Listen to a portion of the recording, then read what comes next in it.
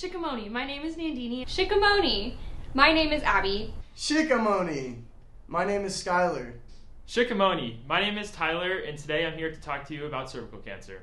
We would like to talk about how the HPV vaccine can have an impact on the epidemic of cervical cancer that affects all countries alike. Cancer is a disease in which cells in your body begin to work against you. While cancer is a broad term, there are several different types of cancers that work in various ways. Cervical cancer is a cancer that develops in a woman's cervix that is caused by the human papillomavirus, or HPV. To put into perspective, on a global scale, 570,000 new cases of cervical cancer are reported annually. Approximately 265,000 of these cases lead to death, typically because of late detection. Worldwide, cervical cancer is the third most common cancer. 85% of women that get cancer come from developing countries that have a lack of primary and secondary prevention. While this is a global problem, East Africa has the highest rate of cervical cancer in the world, with Tanzania being one of the top 5 countries. Each year, there are approximately 10,000 new cases of cervical cancer in Tanzania alone. About 7,000 of these cases lead to death. Therefore, over 2/3 of people diagnosed with cervical cancer in Tanzania die. According to Planned Parenthood, all people ages 9 to 45 can get the HPV vaccine to protect against genital warts and different types of HPV that can cause cancer. It's recommended that children get the vaccine at age 11 or 12 so they're fully protected years before they become sexually active.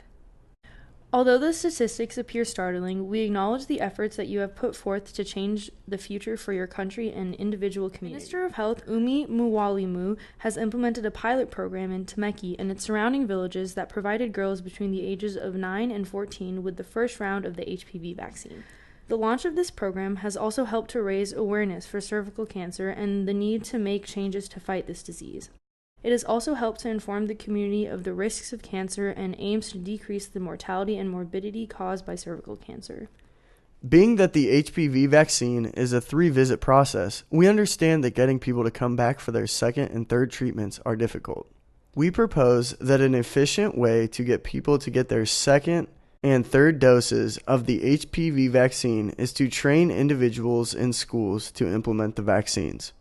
If children are already coming to school, the vaccines can be implemented then. This will help minimize the issue with people having to travel large distances multiple times to complete the HPV vaccine process. Medical officials will have to train a school official to administer the vaccine to the students. We all understand the importance and value of our health. However, we understand the economic burden that accompanies new medical policies. The best way to treat cancer is to not get it in the first place. Therefore, prevention measures such as the HPV vaccine should be the main focus point on cervical cancer treatment. The average cost of cervical cancer treatment in Tanzania is about $2,000 per patient.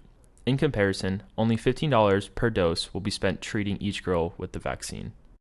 At approximately 10,000 new cases of cervical cancer every year in Tanzania, at $2,000 per patient, you are looking at $20 million of treatment versus $450,000 spent on vaccines. Though the difference in expenses is beneficial, the amount of lives saved shows the importance of the vaccine. Overall, prevention is the best option in terms of cancer treatment. One solution to increase retention rates for the second and third dose of the vaccine is to train school officials to implement the vaccine during school. By doing so, the need for specialized medical professionals to travel and distribute the vaccine is eliminated. In planning for the future, we need to take care of the women and children today. HPV vaccinations do not just protect women from cervical cancer, but they protect future generations as well. When your children are ready to get married and start a family, they can find comfort in knowing that their risk of getting cervical cancer has decreased significantly. They will be able to watch their children grow up and have a family of their own.